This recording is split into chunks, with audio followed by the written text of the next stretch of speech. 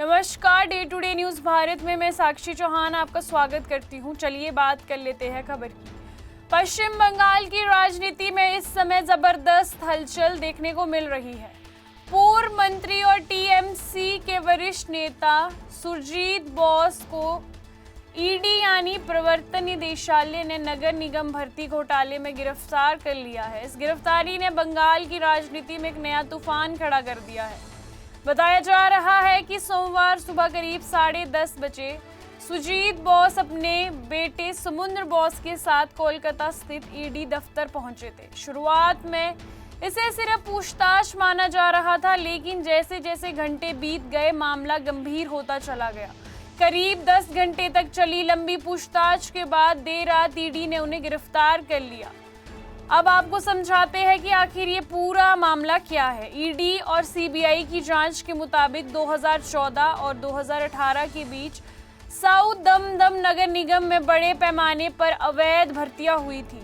आरोप है कि निगम को ताक पर रखकर करीब 150 लोगों को नौकरियां दी गई थी। जांच एजेंसियों का दावा है कि इन भर्तियों के बदले भारी रकम ली गई थी और कुछ मामलों में फ्लैट तक लिए गए थे। उस समय सुजीत बोस दमदम नगर पालिका के उपाध्यक्ष थे और नगर निगम की प्रशासनिक व्यवस्था में उनकी मजबूत पकड़ मानी जाती थी। जांच एजेंसियों का कहना है कि भर्ती प्रक्रिया में कई योग्य उम्मीदवारों को नजरअंदाज किया गया और पैसे के दम पर नियुक्तियां की गई। सूत्रों की माने तो ईडी को जांच के दौरान कई बैंक ट्रांजैक्शन, संपत्ति से जुड़े दस्तावेज और कुछ संदिग्ध लेन देन की जानकारी मिली है। जांच एजेंसी अब इससे पता लगाने की कोशिश कर रही है कि इस कथित घोटाले में कितनी रकम ली गई है और ये जो घोटाला हुआ है उसमें पैसों का जो लेन देन हुआ है वो कहां से आया और उस पैसे को कहां लगाया गया। बताया जा रहा है कि कुछ लोगों ने जांच एजेंसियों को बताया है कि नौकरी दिलाने के नाम से उनसे लाखों रुपए लिए गए हैं। कई उम्मीदवारों को भरोसा दिलाया गया कि राजनीतिक पहुंच के जरिए उनकी नियुक्ति पक्की मानी जाएगी। इस पूरे मामले में राजनीतिक एंगल जो है इसका काफी बड़ा माना जा रहा है, क्योंकि सुजीत बोस सिर्फ एक नेता नहीं है बल्कि टीएमसी के प्रभावशाली चेहरों में गिने जाते हैं। वे विद्यानगर सीट से लगातार 3 बार विधायक बन चुके हैं और पार्टी संगठन में उनकी मजबूत पकड़ मानी जाती है। हालांकि हाल ही में हुए विधानसभा चुनाव में उन्हें भाजपा उम्मीदवार शरदवंत मुखर्जी से 37,000 से ज्यादा वोटों से हार का सामना करना पड़ा। अब सवाल उठ रहा है कि ये हार सिर्फ राजनीतिक माहौल का असर है या फिर भर्ती घोटाले जैसे आरोपों में उनकी छवि को नुकसान पहुंचाया गया है। बताया जा रहा है कि ईडी काफी समय से सुरजीत बोस पर नजर बनाए हुए थी।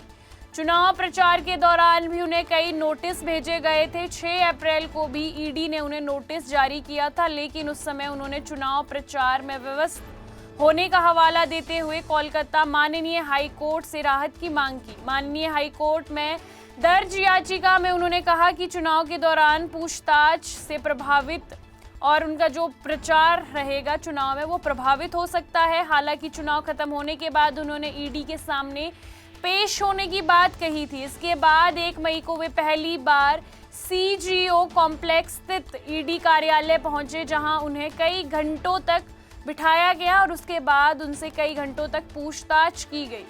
फिर 11 दिन बाद दोबारा उन्हें बुलाया गया और अब दूसरी पेशी के दौरान उन्हें गिरफ्तार कर लिया गया। ये मामला पहली बार तब सुर्खियों में आया जब कोलकाता माननीय हाई कोर्ट ने नगर निगम भर्ती प्रक्रिया में अनियमितताओं को लेकर सीबीआई जांच के आदेश दिए। सीबीआई ने एफआईआर दर्ज की और उसी आधार पर ईडी ने मनी लॉन्ड्रिंग एंगल से जांच करना शुरू कर दिया।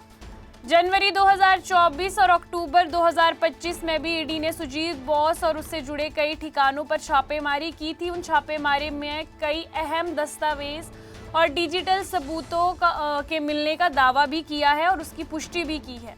अब इस गिरफ्तारी के बाद बंगाल की राजनीति में आरोप प्रत्यारोप का दौर तेज हो गया है। भाजपा नेता का कहना है कि टीएमसी सरकार के दौरान भ्रष्टाचार अपने चरम पर था और अब एक एक करके सच सामने आ रहा है। वहीं दूसरी ओर टीएमसी का आरोप है कि केंद्रीय एजेंसियों का इस्तेमाल राजनीतिक बदले की भावनाओं से किया जा रहा है। पार्टी नेताओं का कहना है कि चुनाव खत्म होने के तुरंत बाद इस तरह की कार्रवाई करना राजनीतिक दबाव बनाने की कोशिश है। इसी बीच पश्चिम बंगाल में नई भाजपा सरकार भी लगातार बड़े फैसले ले रही है। मुख्यमंत्री शुभेंदु अधिकारी की अध्यक्षता में नई कैबिनेट जो है वो उसकी पहली बैठक हो चुकी है। इसमें कई अहम फैसले भी लिए गए। सरकार ने ऐलान किया कि भारत बांग्लादेश बॉर्डर पर फेंसिंग के लिए बीएसएफ को जमीन देने की प्रक्रिया शुरू कर दी जाएगी। सरकार का दावा है कि 45 दिनों के भीतर जमीन गृह मंत्रालय को सौंप दी जाएगी। इसके साथ ही बंगाल में मंत्रियों के विभागों को भी बांट दिया गया है। राज्य प्रशासन में भी बड़े बदलाव किए गए हैं।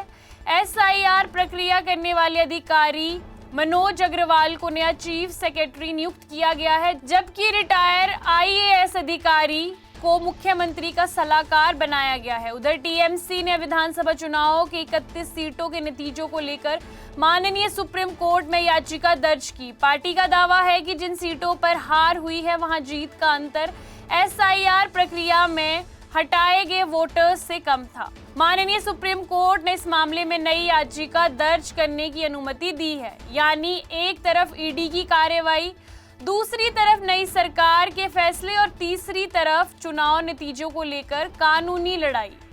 अब सबसे बड़ा सवाल ये है कि क्या नगर निगम भर्ती घोटाले की जांच में और बड़े नेताओं के नाम सामने आएंगे? क्या ईडी आने वाले दिनों में और गिरफ्तारियां करेगी? और क्या ये मामला बंगाल की राजनीति की दिशा बदल सकता है? फिलहाल पूरे देश की नजर इस पर टिकी हुई है कि ये हाई प्रोफाइल मामला है क्या।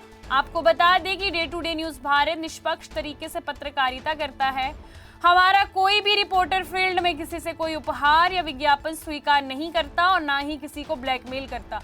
हम हमेशा दबे कुचले लोगों की आवाज बनते आए हैं और आगे भी बनेंगे। साथ ही हम लोकतंत्र के चौथे स्तंभ को मजबूत करने की कोशिश करेंगे। अभी के लिए फिलहाल इतना ही। देश दुनिया की तमाम खबरें जानने के लिए day to day news Bharat को देखते रहे। साथ ही हमारे चैनल को लाइक, शेयर और सब्सक्राइब करना ना भूलें। नमस्कार।